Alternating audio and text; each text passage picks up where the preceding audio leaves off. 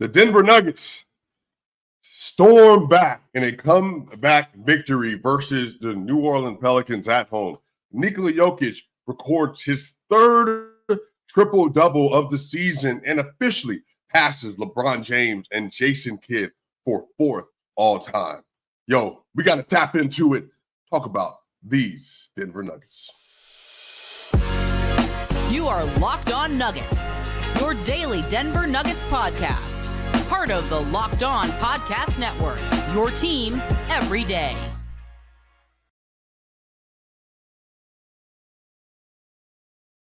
What's going on, y'all? This is your host, Swiper, and here we are with Locked On Nuggets, your team every day, brought to you by FanDuel. Y'all, this was an incredible game. If you didn't get a chance to watch your Denver Nuggets take on the New Orleans Pelicans, I highly suggest you go back and you watch the game, go back and watch the highlights. There are so many different things that have been going on lately, man. This has been a crazy season already to start, but sure, 7-1 Denver Nuggets were able to come away with maybe their most impressive win of the season. The Denver Nuggets, they won 134 to 116. But one of the things that made yesterday so spectacular is that the Denver Nuggets at one point in time in the game were down 38 to 57. 38 to 57. The Denver Nuggets, over the course of the rest of the game from the second quarter on, they won a 96 to 59 run versus the New Orleans Pelicans. And this is when the Nuggets were 1 of 13 from three at one point in the first half, and the Pelicans were shooting about 10 of 16 from the three-point line. The Pelicans were getting anything and everything they wanted. The pull-up shooting was working. The pull-up three-pointers were working. The shot-making was incredible. Yesterday, you had a rookie and the player that's been dubbed Hawkeye, Jordan Hawkins, had 31 points, 7 rebounds, and 3 assists on 10 of 19 from the field, 7 of 14 from the three-point line.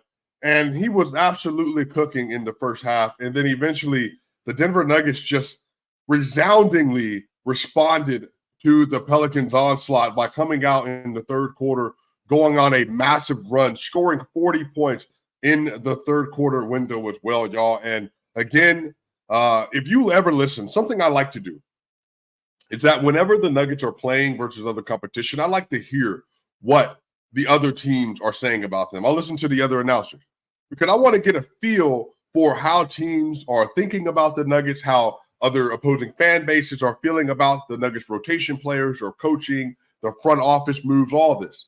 And so I listened yesterday, and one of the things of note is that the way that other announcers, and particularly the Pelicans announcers, are talking about Nikola Jokic is similar to how teams used to talk about LeBron James at his apex. Now, if you remember, LeBron James, obviously, from basically 2009 to 2020, was considered the consensus best player in the world. You had other players in the conversation, Kevin Durant, Steph Curry, James Harden for 1 year. Russell Westbrook won an MVP over the course of this run. Giannis Antetokounmpo won 2 MVPs over the course of that timeline.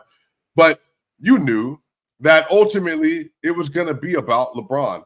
And we're seemingly reaching a crescendo at this point in time with Joker, because Joker has moved into this place where he is now able to effortlessly put up dominant stat lines on high-level efficiency that for many players would be their best game they've ever had.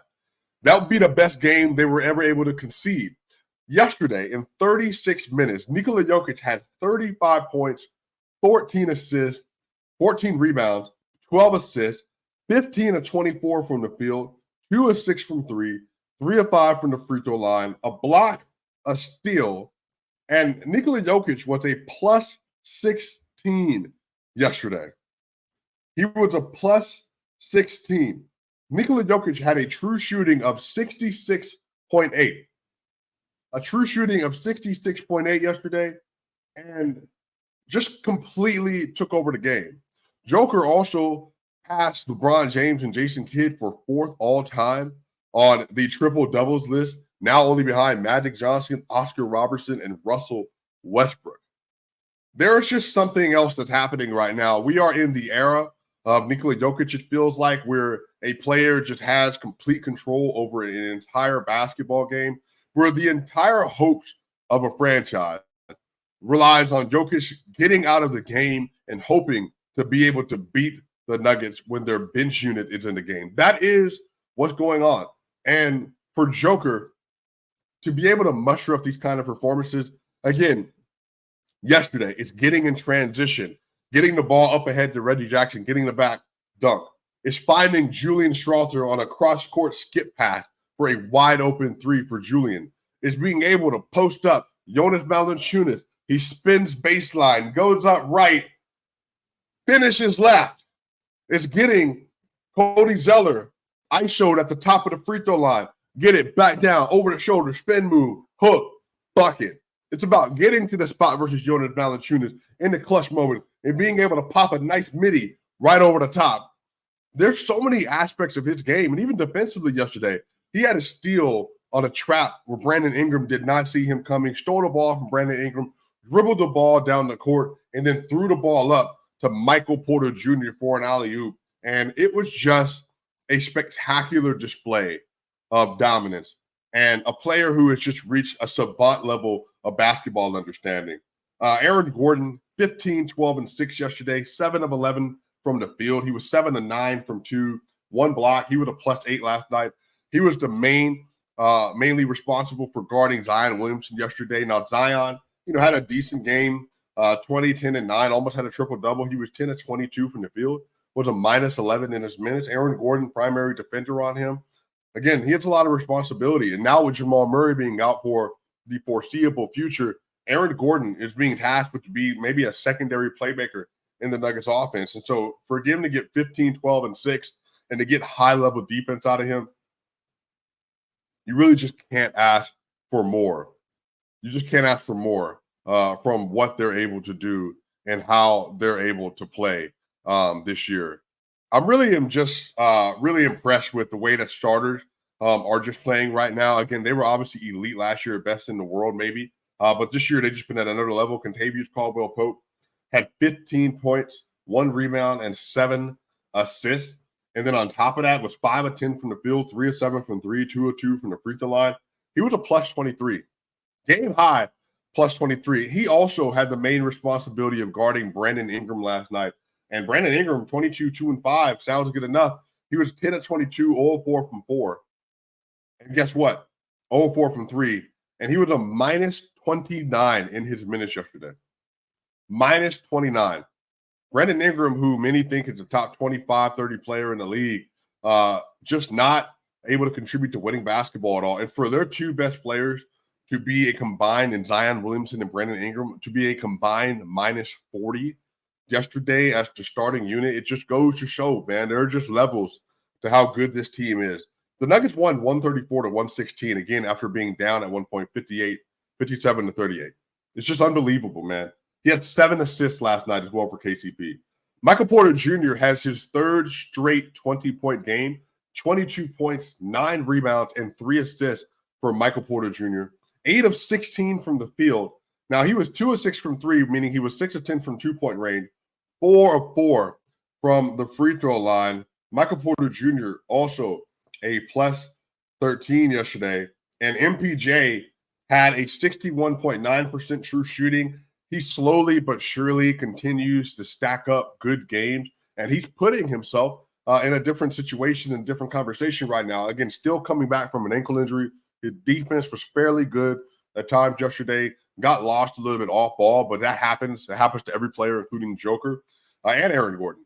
But again, just what you're seeing from him is just full-scale development as a player that's able to lean into being a shot maker, a player that's leaning into being a better playmaker, and then a player leaning in to try to become one of the better wing defenders in the NBA. You honestly just can't ask for a lot more. And then Reggie Jackson yesterday, 24 minutes, 7 points, 1 rebound, 4 assists for Reggie Jackson.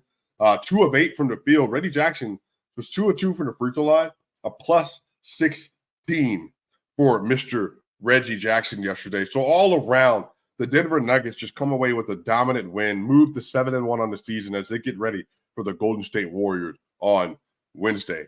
But y'all, in segment 2, we got to tap in to Julian Strawther and Peyton Watson because you know what? Calvin Booth is having a masterclass right now, and there's a lot to get into and discuss when talking about what he's been able to do with these late first-round draft picks, y'all. But we'll be right back here at Locked On Nuggets.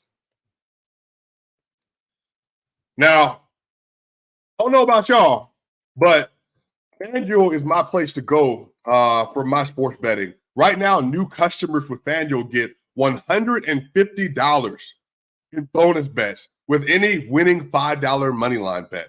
That's $150. Guess what? Your Denver Broncos, they play versus the Buffalo Bills this weekend, and I don't know. I'm feeling a little confident with how the Bills just played versus the Cincinnati Bengals and how the Denver Broncos just played in a double-digit, dominating, no touchdown giving up win versus the Kansas City Chiefs. So if you want to tap in to that game, make sure you visit FanDuel. If you've been thinking about joining FanDuel, there's no better time to get in on the action. Their app is so easy to use. There's spreads, player props, over-unders, and more. So make sure you visit FanDuel.com/lockedon and kick off the NFL season.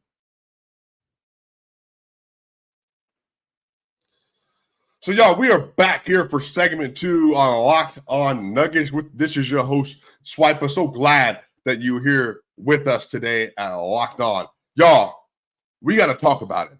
Calvin Booth is having an all-time great run right now. Calvin Booth is having an all-time great run right now. Calvin Booth, in the 2022 NBA draft, he goes out and he finds Christian Braun. Christian Braun then become a top 8 rotation player for the Denver Nuggets in an NBA Finals run, a 16-4 run where he was a dominant POA defender. He then takes a risk on somebody at 30 overall that averaged 3 points per game, which was one of the lowest numbers for any player drafted in the first round. And this dude comes out the next season with all the expectation, with all the weight, and having to be a good bench player, a good two-way player, and really, man, for him to just be able to turn into what he's become is spectacular. Peyton Watson's been incredible. But then this year, a 29th overall pick for the NBA champion Denver Nuggets, Julian Strawther, out of Gonzaga, a 6'6" shooting guard, one of the best spot-up shooters, movement shooters in the NCAA last year. Comes in preseason, looks great. But you know, with Coach Michael Malone, you got to earn your minutes. You got to earn your keep. Nobody is given anything with Coach Malone.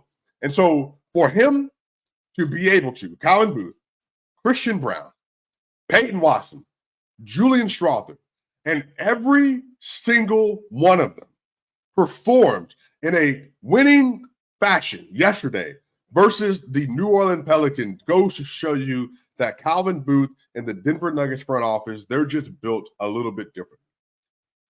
Yesterday, in 19 minutes, Julian Strawther has 21 points, 2 rebounds, 1 assist.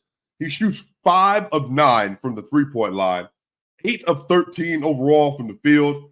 Julian Strawther comes into the game and just starts raining fire down from the ceiling of Ball Arena. I'm talking about he gets into the post, gets a nice little easy lay over Jordan Hawkins. He then gets the ball off of an AG DHO, gets to the rim, finger roll, comes back down the court off a deflection, comes down, pulls up, three-pointer. Peyton Watson gets a steal, gets a spin move, drives to the middle of the paint, kicks it out to Julian Strawther. Julian Strawther is just able to show that he is ready, he is able, he is willing, and there's just something that he adds to this team that they quite simply do not have coming off their bench. And to see Julian Strawther give you 21, 2, and 1, to see Christian Braun give you 6 points, 1 assist, and he was a +4 in 18 minutes, and he played winning defense yesterday on BI and others. To see Peyton Watson get 19 minutes, 4 points, 3 rebounds, 1 assist on 2 of 3 shooting, and to get 2 blocks, 2 steals. That's 4 stocks for Peyton Watson. 4. And he was a +15 in the game.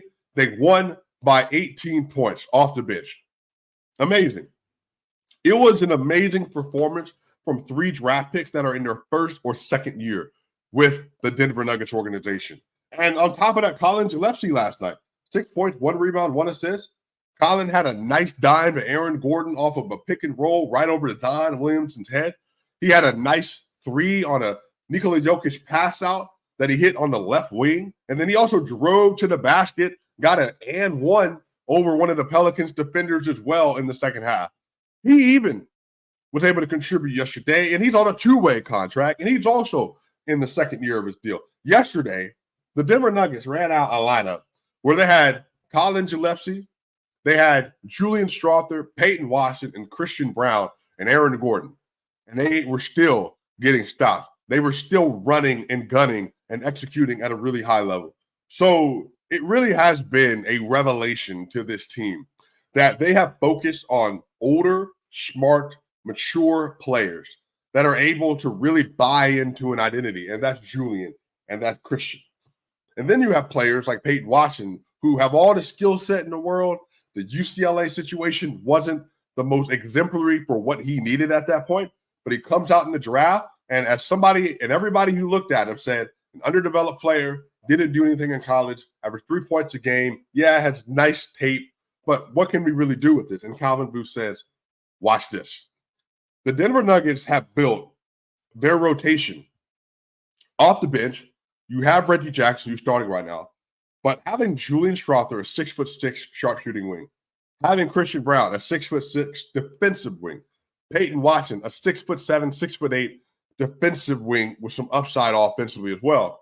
And then having a 6'11" Zeke Naji, they have size, they have athleticism, they have scoring, they have rim pressure, and they have defense. Every single one of those players are willing to commit on that end. And that's what changes the trajectory for what the Denver Nuggets are doing this season. They've had one of the best benches so far in the NBA, and they'll continue, hopefully, to get better as they continue to learn how to play Denver Nuggets-style basketball, buying it into identity, buying into a system, and feeling confident in their abilities within this system. And then on top of that, trusting the process around them and executing. That is the thing that separates the Nuggets development from other teams. Because yesterday, let me tell you how big of a deal this is. So Christian Brown yesterday, he D's up on BI. Really good contest. Helped off the ball. All kind of stuff. Peyton Watson yesterday is playing the backup 4. Do you know who plays the 4 for the New Orleans Pelicans? I'll tell you. It's Zion Williamson. Zion Williamson, 6'6", 250 pounds, crazy athlete. When he's healthy, one of the 15 best players in the NBA, arguably. And then yesterday, Peyton Watson gets the main matchup on Zion Williamson. And even though Zion absolutely won a couple of those bouts, Peyton Watson put up good defense and got good contest and caused him to miss some shots near the rim just because of his length, because of his smarts, and because he's willing to commit to that side of the basketball. That's just not something that you just get from rookies and get from second-year players. You have to have players that have a special identity and skill set. And the fact, y'all, that Michael Malone is trusting them to do this is huge. Huge. Again, y'all, this truly just changes the trajectory for what you can expect from the Nuggets, because everybody was talking about the Bruce Brown loss and the Jeff Green loss. And again, absolutely, especially Jeff Green and Bruce Brown, Jeff Green's side, especially Bruce Brown, because of the fact that he's a do-it-all, jack-of-all-trades, 6'4" player that can play 1 through 4 and guard 1 through 4 basically in a playoff setting. So you're absolutely going to miss those players. But I'm telling you, the fact that you can get this level of contribution from young players, especially a rookie this early in the season, it just really just changes things for them, man. And I couldn't be more impressed with how the youngins were playing last night. And again, for Julian to come off the bench and give you a electric 21 points, especially with the way Jordan Hawkins was shooting, Matt Ryan was shooting for them. Matt Ryan was 4 from 6 from 3. Jordan Hawkins was 7 of 14 from 3. Y'all, they went 11 of 20 from 3 between just those two players. And the Nuggets couldn't hit anything in the first half. And Julian was able to come in the game, execute, hit his shot. Peyton Watson switching, playing defense, contesting, getting to the rim, finishing. Really, man, Just an incredible game from the Denver Nuggets youngins. And shout out to Calvin Booth for being able to find and scout and develop that talent, and Michael Malone as well, y'all. But y'all, in segment 3, we're going to talk about the Nuggets. They're kind of shaping in the form, meaning that they're 7-1, they're well positioned, and they got a lot that's going to happen in front of them. And again, great opportunity this week versus the Golden State Warriors and the Houston Rockets. And again, allowing for Jamal Murray to continue to rest. Let's talk about all that in segment 3.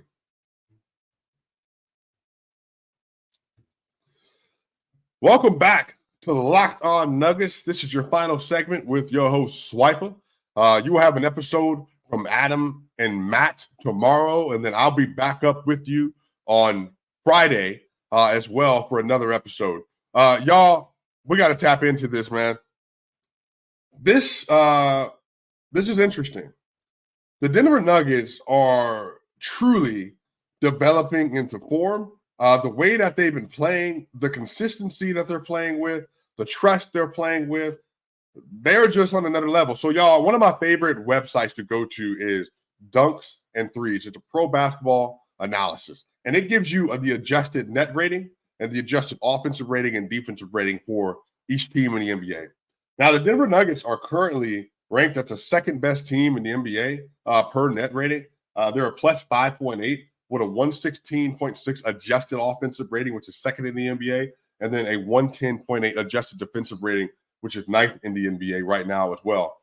But then you get to look into a lot of other things as well, defensive and offensive characteristics that carry you as well.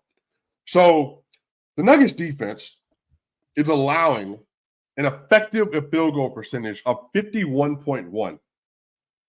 That's good for fourth in the NBA, meaning that they are making life very difficult for the Denver Nuggets.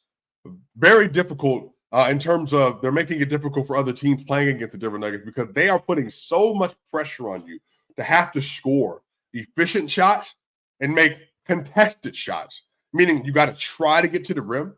You have to try to get quality three-point shot. And then if you don't get those things, which you're not giving a lot of, then you have to try to make contested twos. And that is presenting a lot of difficulty for the opposing offense. So the Denver Nuggets are currently allowing just 32.8% from three on the season. That's good for fourth best in the NBA. The Denver Nuggets are currently allowing a rim percentage of 60.1, which is good for 11th, and a mid-range percentage of 40.2, which is good for 11th as well. So they're giving up the fourth best effective field goal percentage. They're giving up of the fourth best three-point percentage in the NBA. And then offensively, the Denver Nuggets have the second best effective field goal percentage in the NBA at 58.4. They're shooting 67.6% at the rim, which is good for third in the NBA. 67%. And really, outside of the aberration that was the Minnesota Timberwolves game and their great interior defense, the Nuggets might be leading the NBA right now if it wasn't for that individual game. Because number one is Washington at 67.9. So they're 3 ticks behind them. The Denver Nuggets have the best mid-range shooting team in the NBA. So they're at a 50.3 mid-range percentage on the year.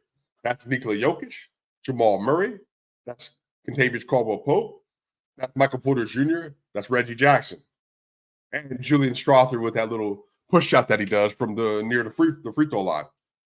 The Nuggets are also the 12th ranked three-point shooting team in the league. That will continue to climb as the year goes on. They were struggling immensely in some of these games. But in the Nuggets shot distribution is really interesting. They're very balanced. They're shooting 35% of their looks at the rim, 28% at the mid-range, which is 21st in the league. But they're only getting up about 37 three-point attempts a game, which is 22nd in the league. So, again, not a lot of volume. This is typically who they are. But, again, for them to be here already and for the Nuggets to have the 8th lowest turnover rate in the league at 13.4, and for them to be executing their scheme at this high of a level, the Nuggets right now are positioning themselves, even without Jamal Murray being here, to be able to make a push for 60 wins this year. 60 wins. And I'm not saying that half-heartedly. I'm saying it because when you're playing that well and you have a net rating that's reflective of a top 10 defensive team And honestly, the best offense in the league when Jokic and Murray and them are on the court. And for them to have struggled in some of these games offensively, making their shots, Memphis, Timberwolves, the first half versus the Pelicans, they are just ascending and they're elevating. Joker is better than he's ever been. Better than he's ever been. You have Jamal Murray, who's playmaking at a higher level than he's ever been. Michael Porter Jr. is playing better two-way play than he ever has before. And then on top of that, Aaron Gordon legitimately is playing as a jack of all trades so far for this season. It just cannot be understated or overstated. It can be understated, can't be overstated. How freaking good this team has been so far this season. And it's going to continue to go up from here. The Nuggets on their schedule. Now they have the Warriors coming up on ESPN. It's going to be a late East Coast game on ESPN at 10 p.m. That's going to be, they have the Sunday coming up versus the Houston Rockets. So the great thing about this, Nuggets will get 3 days off just to rest their legs a little bit before they play the Rockets. And then they have the Clippers in Denver on Tuesday. And then from there, they go on their first real away stretch this year. And they'll be on the road for the next 5 games versus the Pelicans, Cavs, Pistons, Magic, and again, versus the Rockets. So the Nuggets are just putting themselves in a really advantageous situation, coming off of a really dominant game versus the Pelicans, coming off of dominant wins versus the Thunder, dominant wins versus the Mavericks, dominant wins versus the Bulls, dominant win versus even, the Jazz, the Lakers. They're just positioning themselves to really, truly be able to separate themselves from the rest of the Western Conference. And, obviously the Boston Celtics and them, I think, throughout the entire year, they're going to be kind of battling to see who's going to be the best overall team in a regular season setting. And then maybe the Milwaukee Bucks will get there as well as they figure out the Dame, Giannis situation, and Malik Beasley, Pat Connaughton, and all that. But again, man, the Nuggets are just truly, they're just leveling up as a whole. And I think what changes all this for them, as we talked about in segment 2, is them being able to look at Peyton Watson, them being able to look at Christian Brown, them being able to look at Julian Strawther, them being able to rely on Zeke Naji, having these 6'6", 6'6", 6'7", 6'8", and 6'11" young, very high energy players that they can turn to in their rotation, coupled with being able to have Reggie Jackson getting more minutes because Jamal Murray is going to be out. KCP is playing even better than he was last year. And then on top of that, Michael Porter Jr., Aaron Gordon, Nikola Jokic, that whole front court, they're just dominating the competition right now. And so another thing I love to do, if you go to NBA.com, you can type in for lineup data, and it goes to show you how each lineup is playing together. So that Denver Nuggets, the starters that they have right now, they have a 120 offensive rating on the season, which is obviously insane. But the bench unit with Reggie Jackson, Kentavious Caldwell-Pope, well, the starting unit with obviously with the bench player, Reggie Jackson, Kentavious Caldwell-Pope, Aaron Gordon, Nikola Jokic, and Michael Porter Jr. Again, just 55 minutes. Reggie Jackson, KCP, MPJ, Aaron Gordon, Nikola Jokic, just 55 minutes. They have a 134.4 offensive rating and an 80.5 defensive rating. Yeah, you heard that right. 134.4 offensive rating, 80.5 defensive rating for a plus 53.9. Now, again, that obviously is going to level out as you get more and more minutes. But what it's showing you is that when they're on the court together, they're just able to execute at a really high level. And even if you look at the 4-man distribution between Kentavious Caldwell-Pope, Aaron Gordon, Nikola Jokic, and Michael Porter Jr., they have played 187 minutes together. They're sitting at a 126 offensive rating and a 107 defensive rating for a plus 19.1 net rating. And that unit has a 61.2% true shooting attached to it. Again, KCP, AG, MPJ, Joker, 187 minutes, a 126 to 107, and a plus 19.1 net rating. So this team has figured out chemistry, it's figured out an identity, and they're going to continue to roll As long as those guys are healthy and are on the court, Jamal Murray, get your rest, let the hamstring get 100% healthy. Obviously, the team got your back while you're out. But they are literally putting themselves in a trajectory to say that when these players are on the court together, there's just nobody that can feel safe against them with a 20-point lead, or the Denver Nuggets have a lead and a small going into a clutch time situation. So really, really great game for the Denver Nuggets versus New Orleans Pelicans. The Nuggets will be back on Wednesday versus the Golden State Warriors and Steph Curry and the rest of that roster. And that's going to be an incredible game, y'all. This is your host, Swiper. This is Locked On Nuggets. Make sure y'all share, like, and subscribe to get your favorite NBA content. And y'all, we will see y'all on the other side.